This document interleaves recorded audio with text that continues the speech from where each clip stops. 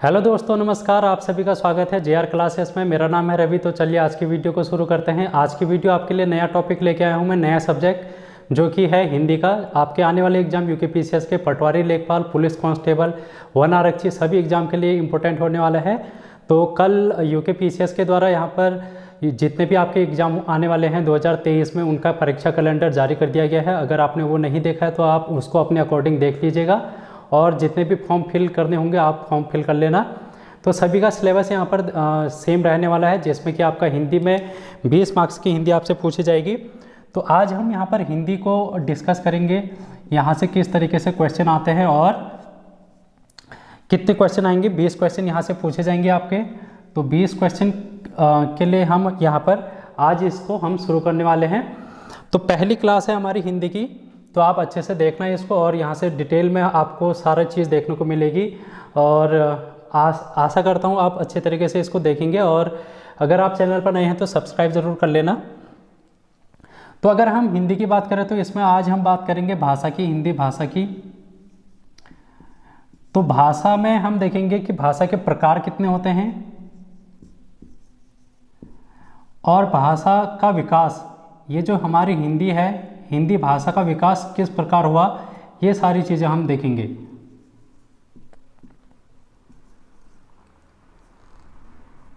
हिंदी का विकास यहाँ पर हम देखेंगे आज। ठीक है, तो इतनी सारी चीज़ें आज हम इस क्लास में देखने वाले हैं। तो जैसे कि जो ये भाषा है, अभी मैं आपसे कन्वर्जेशन कर रहा हूँ, यानी कि वार्तालाप कर रहा हूँ एक तरीके से। वन वे कम्युनिकेशन इसको बोलते हैं, एक द्वितीय वार्तालाप। और तो इसमें हम हिंदी भाषा का मैं यहाँ पर प्रयोग कर रहा हूँ। तो हम यहाँ पर ये जो हमारी हिंदी है उसका विकास किस तरीके से हुआ, जब ये शुरू में मनुष्य का यहाँ पर उत्पत्ति हुई इस पृथ्वी पर, तब से लेकर अभी तक मनुष्य किस प्रकार अपनी बातों का आदान प्रदान एक दूसरे से करता रहा, उसी को हम बोलते हैं भाषा। ठीक है, जैसे कि दो व्यक्ति हैं, दो व्यक्तियों में आपस में कोई चीज़ अपने हाव भाव और अपने विचारों की अगर हमको संप्रेषण करना है, तो वो उसका जो सबसे अच्छा माध्यम है वो होता है भाषा। तो भाषा जो ये है वो संस्कृत का शब्द है भाष। संस्कृत एक शब्द है भाष। इस शब्द से इसकी व्युत्पत्ति हुई है, भाष शब्द से। ठीक है, संस्कृत के भाष शब्द से इसकी व्युत्पत्ति हो रखी है, जिसका अर्थ है, इसका अर्थ है बोलना या कहना। ठीक है, इसका अर्थ है बोलना या फिर कहना। तो आपसे क्वेश्चन पूछा जा सकता है, पूछा भी गया है कि भाषा जो शब्द है वो किस भाषा का है। तो ये आप देखेंगे संस्कृत भाषा का भाष धातु से ये बना हुआ शब्द है। अब हम देखेंगे इसके प्रकार कितने हैं, भाषा के प्रकार। तो जब मनुष्य का विकास धीरे धीरे होता गया और मनुष्य अपने प्रारंभिक काल में था, उस समय यहाँ पर लिखित ज्ञान उनको नहीं था, यानी कि लिपियों का ज्ञान नहीं था। जैसे कि आज हम अ आ इ ई क ख ग घ पढ़ते हैं, या फिर 1 2 3 4 पढ़ते हैं, तो इस लिपि का उनको ज्ञान उसमें नहीं था। उस समय जो भी बातें होती थी, जो भी वार्तालाप उनके बीच में होता था, जो भी संप्रेषण होता था, वो एक मौखिक रूप में होता था। जैसे कि आप इशारों में बात करना हो गया, या फिर कोई मुंह से आवाज़ निकाल के, ध्वनि निकाल के। तो अगर आप यहाँ पर देखेंगे तो भाषा की जो सबसे छोटी इकाई है वो है ध्वनि। भाषा की जो सबसे छोटी इकाई है वो ध्वनि है। ठीक है, जैसे मैं एक ध्वनि निकालता हूँ अ, ठीक है, अ क्या है, एक प्रकार की ध्वनि है। ठीक है, अ क्या है, एक प्रकार की ध्वनि है। तो इसी प्रकार से यहाँ पर अलग अलग प्रकार की ध्वनियों का ये प्रयोग करते थे और अपनी बातों को एक दूसरे से कहते थे। तो इसलिए हम यहाँ पर कह सकते हैं कि जो भाषा का पहला प्रकार है वो है आपका मौखिक। मौखिक। अब देखो, मौखिक भाषा के लिए सिर्फ दो ही व्यक्ति हो सकते हैं जो कि आपस में एक दूसरे से बात कर रहे होंगे। ठीक है, एक व्यक्ति ये है ए, एक व्यक्ति है ये बी। ये दो व्यक्ति आपस में ही कुछ इशारों से बात करेंगे, अपने हाव भाव से बात करेंगे, या फिर अपने कुछ ध्वनियाँ निकाल के बात करेंगे, जैसे कि जो जंगलों में रहते थे, आपने मूवियाँ देखी होंगी जिसमें आर्मी के लोग जो होते हैं अगर छिप के वार कर रहे कहीं पर, तो उस समय विशेष प्रकार की वो ध्वनि निकाल के क्या करते हैं, एक दूसरे से संप्रेषण करते हैं, अपनी बातों को पहुंचाते हैं, तो वो मौखिक भाषा है। और इसी प्रकार यहाँ पर आप देखेंगे कि अगर हमको इस मौखिक भाषा को एक स्थान से दूसरे स्थान पर किसी तीसरे व्यक्ति से बात करनी है, ये ए व्यक्ति है यहाँ पर उत्तराखंड में और बी भी है अभी उत्तराखंड में, लेकिन इनको अपनी बात को अगर यहाँ से दिल्ली में भेजनी है तो ये क्या मौखिक रूप पर संभव हो सकता है? आव भाव या फिर इशारों में संभव हो सकता है? नहीं। तो इसके लिए ज़रूरत है कि अपनी जो ये मौखिक भाषा है इसको एक क्रमबद्ध तरीके से व्यवस्थित रूप पर ये उसको लिपिबद्ध करें और फिर किसी भी माध्यम से ये एक स्थान से दूसरे स्थान पर भेज सकते हैं। जैसे कि पहले आप देखेंगे डाक के माध्यम से अपनी बातों को चिट्ठियों के माध्यम से भेजा जाता था। आज व्हाट्सएप का ज़माना आ गया है, तो व्हाट्सएप यहाँ पर सबसे बेस्ट माध्यम है एक अपनी बात को दूसरे जगह भेजने का। तो आप यहाँ पर देखेंगे जो ये मौखिक है, जब हम इसका विकास हुआ मौखिक का, तो मनुष्य जो है अपने इन ध्वनियों का प्रयोग लिपियों के रूप में करने लगा। इस ध्वनि का प्रयोग ये लिपिबद्ध रूप में करने लगा। तो लिपि क्या होती है?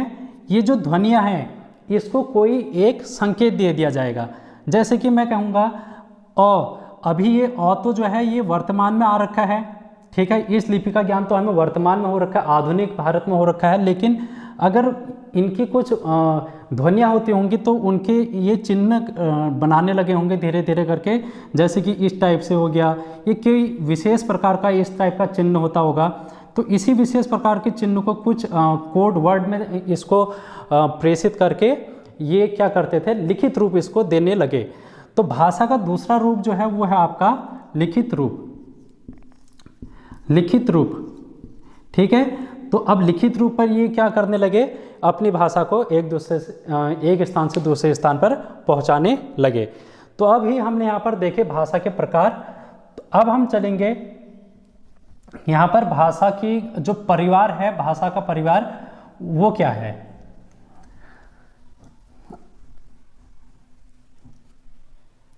अब हम बात करेंगे भाषा परिवार की।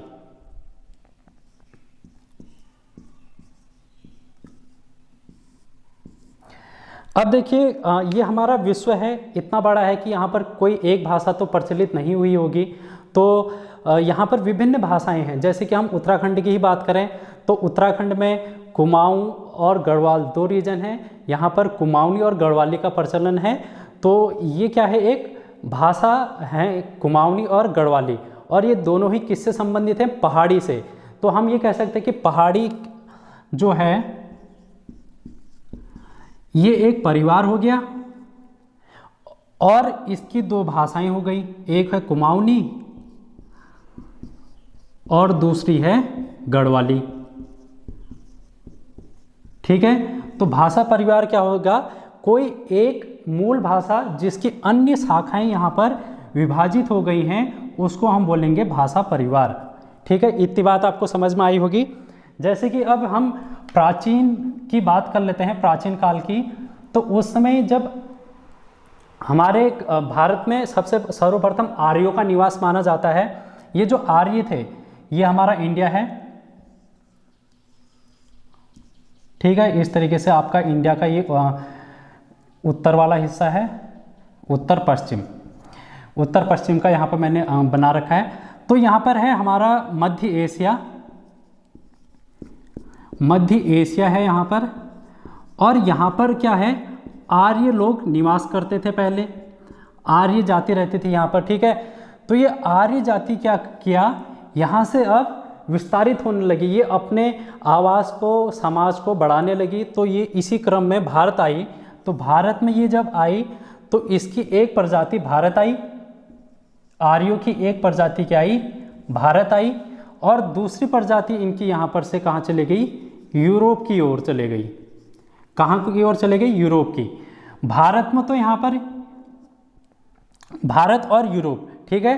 अब ये जो आर्य यहाँ पर रहते होंगे पहले शुरुआत में, तो इनकी कोई भाषा होती होगी, यानी कि ये अपनी बातों को एक दूसरे से किसी एक भाषा के रूप में प्रयोग करते होंगे। तो ये जो भाषा है ये भारत में भी आ गई और यूरोप में भी आ गई, यानी कि मूल भाषा कहाँ की हमारी, यहाँ की है मध्य एशिया की, ये मूल भाषा है, ये आपकी क्या है, मूल भाषा। अब इसकी दो शाखाएं बढ़ गई, एक तो भारत में आ गई, एक यूरोप में आ गई। तो ये एक तरीके से क्या बन गया, इसका परिवार बन गया, जिसको हम बोलते हैं भारोपीय परिवार। भारोपीय परिवार क्या कहते हैं इसको, भारोपीय परिवार। तो इसी प्रकार अगर हम भाषा परिवार की बात करें तो टोटल अगर विश्व में बात करें भाषा परिवार की तो वो है आपकी 12 भाषा परिवार। विश्व में आपकी कितने भाषा परिवार हैं, इस प्रकार से 12 भाषा परिवार हैं। भाषा परिवार विश्व में अगर आप देखेंगे कितनी हैं, ये 12 भाषा परिवार है। और अगर हम भारत की बात करेंगे तो यहाँ पर 6 भाषा परिवार है। तो आज हम बात करेंगे, अब अपने विषय को आगे को बढ़ाते हुए हम भारत के भाषा परिवार पढ़ते हैं। भारत के भाषा परिवार, यहाँ पर भारत की 6 भाषा परिवार हैं। तो हम इसको देखेंगे, सबसे पहले आप देखेंगे इंडो आर्यन भाषा परिवार। इंडो आर्यन भाषा परिवार, ये इंडो आर्यन जो भाषा परिवार है ये हमारी भारोपीय भाषा परिवार की ही एक शाखा है। भारोपीय परिवार की शाखा, क्यों, क्योंकि जो ये भारोपीय भाषा है वो मध्य एशिया में बोली जा रही है, उसी की एक शाखा हमारे भारत में आके निकलती है, जिसको बोलते हैं इंडो आर्यन भाषा परिवार। ये जो है सबसे ज़्यादा बोली जाती है यहाँ पर, जो कि है आपकी 78% ये जो है भारत में भाषा बोली जाती है, यानी कि सर्वाधिक भाषा जो बोली जाती है भाषा परिवार की वो है इंडो आर्यन भाषा परिवार। अब हमारा दूसरा है, उसको बोलते हैं हम द्रविड़ भाषा परिवार। द्रविड़ भाषा परिवार ये जो है दूसरी सर्वाधिक बोली जाने वाली भाषा है, भाषा परिवार है हमारे भारत में, जो कि आपकी 19.64% है, लगभग 20 के आसपास। तो 20% ये भाषा बोली जाती है। और बाकी जो भाषा है उसमें आपका हो गया ऑस्ट्रो एशियाटिक, ऑस्ट्रो एशियाटिक भाषा परिवार। चौथा आपका हो गया ऑस्ट्रो एशियाटिक हो गया, और चीनी तिब्बती भाषा परिवार।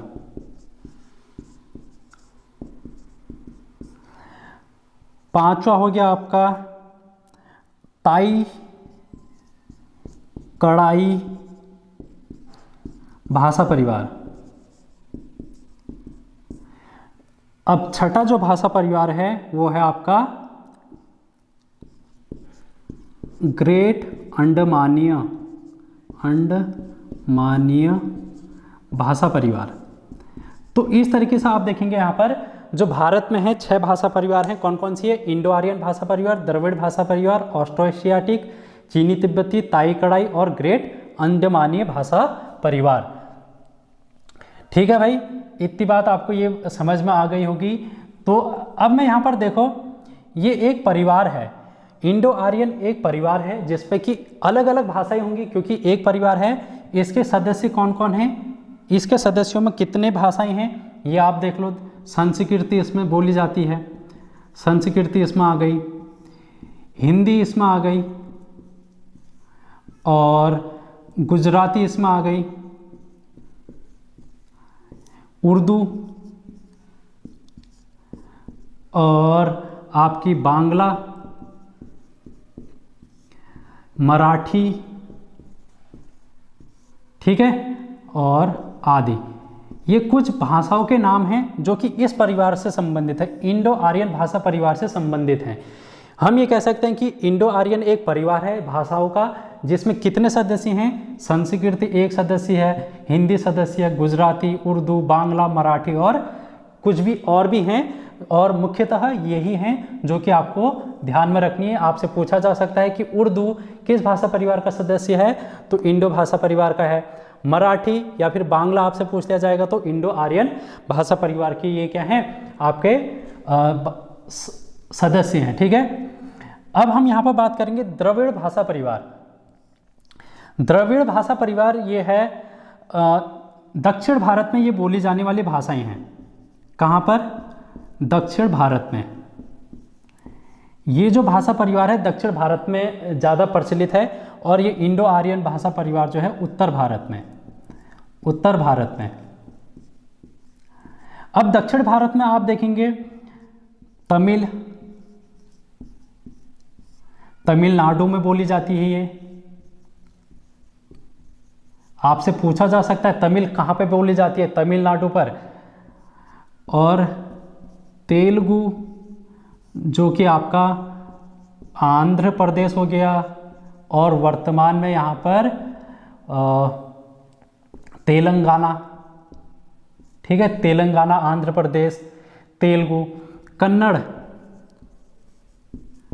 कन्नड़ आपकी कर्नाटक में बोली जाती है। मलयालम, मलयालम ये आपकी केरल में बोली जाती है। तो आपसे पूछा जा सकता है कि इनमें से तेलुगु भाषा जो है वो किस भाषा परिवार की है, तो आप बोलेंगे द्रविड़ भाषा परिवार की है तेलुगु। ठीक है, इतनी सारी चीज़ें आपको द्रविड़ से याद करनी है। अब हम चलते हैं ऑस्ट्रो एशियाटिक भाषा परिवार। ऑस्ट्रो एशियाटिक भाषा परिवार, ये जो ऑस्ट्रो एशियाटिक भाषा परिवार है ये आपके कहाँ देखने को मिलेगी, ये अब हम देखते हैं। और ये जो है आपकी इसमें ऑस्ट्रो एशियाटिक में संथाली हो गया, हो गया, और मुंडारी, ये तीन भाषाएं आपको ध्यान में रखनी है, संथाली, हो और मुंडारी। ये जो आपका क्षेत्र है पूर्वोत्तर भारत में सर्वाधिक बोली जाती हैं, पूर्वोत्तर भारत में, जो कि आपका त्रिपुरा, असम हो गया, और यहाँ पर झारखंड हो गया। ठीक है, तो इस वाले क्षेत्र में ये ऑस्ट्रो एशियाटिक भाषा परिवार बोली जाती है। चीनी तिब्बती भाषा परिवार, चीनी तिब्बती भाषा परिवार में अगर आप देखेंगे इसमें आपका आ गया गारो, जयंतिया, और इसमें खासी भी है। ठीक है, इसमें आप खासी लिख लेना। ये गारो और जयंतिया जो है ये मेघालय में पहाड़ियाँ हैं, मेघालय की तीन पहाड़ियाँ गारो, खासी, जयंतिया, उन्हीं पहाड़ियों पर ये भाषाएं बोली जाती है, गारो, जयंतिया और खासी। ये खासी, गारो, जयंतिया। ठीक है, ताई कड़ाई भाषा परिवार, ये आपका पूर्वोत्तर में बोली जाती है ये भी, क्योंकि यहाँ पर आप देख सकते हैं चीनी तिब्बती, जो चीन और तिब्बत का जो क्षेत्र लगा है भारत के साथ, वहीं पर ये भाषा सबसे ज़्यादा बोली जाती है, यानी कि पूर्वोत्तर भारत में। ताई कड़ाई का संबंध भी यहाँ पर चीनी भाषा से है। और ग्रेट अंडमानी भाषा परिवार में अगर आप देखेंगे तो यहाँ पर जो हमारा अंडमान निकोबार द्वीप समूह है वहाँ पर जो भाषा बोली जाती है उसको यहाँ पर बोलते हैं ग्रेट अंडमानी भाषा परिवार। इस पर आपका अंडमानी हो गया। ठीक है, तो ये आपको ध्यान में रखना है कि भाषा परिवार कौन कौन से हैं और किस भाषा परिवार में कौन कौन सी भाषाएं बोली जाती हैं, ये सभी आपको आपने देख लिया होगा। यहाँ से क्वेश्चन पूछे जाते हैं और जो सबसे ज़्यादा क्वेश्चन पूछे जाते हैं वो आपसे इन दो से पूछे जाते हैं, जो कि आपका है इंडो आर्यन भाषा परिवार और द्रविड़ भाषा परिवार से। यहीं से आपके क्वेश्चन बनते हैं। अब हम इसको आगे को ले चलते हैं। अगर हम पूरे विश्व की बात करें, ठीक है, अगर हम पूरे विश्व की बात करें, आपसे क्वेश्चन पूछा जा सकता है विश्व में सर्वाधिक बोली जाने वाली भाषा, बोली जाने वाली भाषा।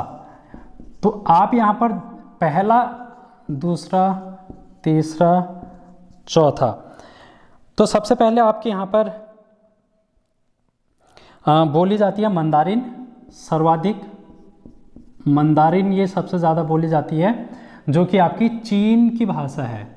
आपसे पूछा जाता है क्वेश्चन इस टाइप से पूछा जाएगा कि मंदारिन किस देश में बोली जाती है, तो ये मंदारिन चीन में बोली जाती है, जो कि सर्वाधिक बोली जाती है। 11.922% है इसका पूरे विश्व में, जो कि सर्वाधिक बोली जाती है। उसके बाद आपका स्पेनिश हो गया। स्पेनिश भाषा स्पेन में बोली जाती है, ठीक है, जो कि आपका 5.994% है। फिर आपकी अंग्रेजी बोली जाती है। अंग्रेजी आपकी बोली जाती है कितने परसेंट? 4.42%। फिर हमारी हिंदी बोली जाती है, हिंदी भाषा 4.2%। फिर हमारी यहाँ पर जो बांग्ला भाषा है वो सबसे ज़्यादा विश्व में बोली जाती है, जो कि कितनी है? 2.96%। तो ये विश्व में आपको ध्यान में रखना है सर्वाधिक बोली जाने वाली भाषाएं कौन कौन सी है विश्व में। तो आप यहाँ पर बोलेंगे मंदारिन, फिर स्पेनिश, फिर आपकी हो गई अंग्रेजी, फिर हिंदी और फिर लास्ट में बांग्ला भाषा। अब भारत में अगर हम भारत की बात करें, भारत में तो भारत में सर्वाधिक कौन सी भाषा बोली जाती है? वह है हिंदी, हिंदी है। फिर दूसरे पे आपका बंगाली, तीसरे में आपका है मराठी आ जाता है महाराष्ट्र में, चौथा आपका तेलुगु, अभी मैंने बताया आपको तेलुगु कहाँ पर बोली जाती है। फिर आपका आता है तमिल। ये जो दोनों हैं ये द्रविड़ भाषाएं हैं, ये द्रविड़ भाषाएं हैं। हिंदी जो है आपकी वो सर्वाधिक बोली जाती है 43.63%। बंगाली जो है वो आपकी 8.30% बोली जाती है। तेलुगु आपकी 6.93%, सॉरी मराठी आपकी बोली जाएगी 7.09%। तेलुगु आपकी बोली जाती है 6.93% और लास्ट में तमिल आपकी बोली जाती है 5.89%। अब आप देखेंगे भारत में सर्वाधिक हिंदी बोली जाती है, दूसरे पर बंगाली। लेकिन अगर हम द्रविड़ की बात करें, तेलुगु और तमिल दोनों ही द्रविड़ है और ये इन दोनों को मिलाकर लगभग 12% हो जाता है। यानी कि हम कह सकते हैं कि द्रविड़ जो भाषा है वो सर्वाधिक भारत में बोली जाती है, सेकंड नंबर की, और पहली हमारी हिंदी। तो इस तरीके से आप इसको करना, यहाँ से आपके क्वेश्चन बनेंगे। अब हम चलते हैं हिंदी भाषा का विकास।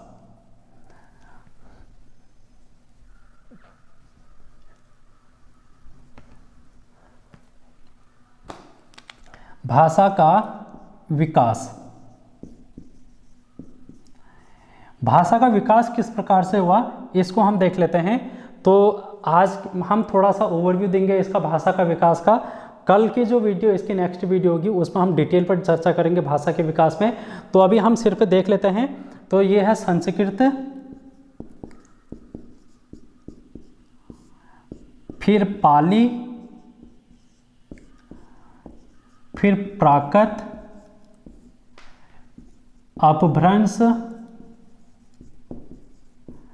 और फिर अवहट्ट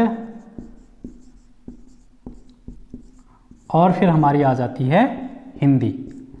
तो इस प्रकार हिंदी का कालक्रम है जो कि आपके संस्कृत से चलते हुए पाली, प्राकृत, अपभ्रंश, अवहट्ट और हिंदी में आ जाती है। इन सभी को हम डिटेल में चर्चा करेंगे कल की वीडियो में। तो आज की वीडियो कैसी लगी आपको, समझ में आया, कितना आया, फीडबैक आप ज़रूर देना। तो thank you so much. Next video में हम हिंदी के विकास की बात करेंगे। तो चैनल को सब्सक्राइब कर लेना और वीडियो को ज़्यादा से ज़्यादा शेयर कर लेना। Thank you.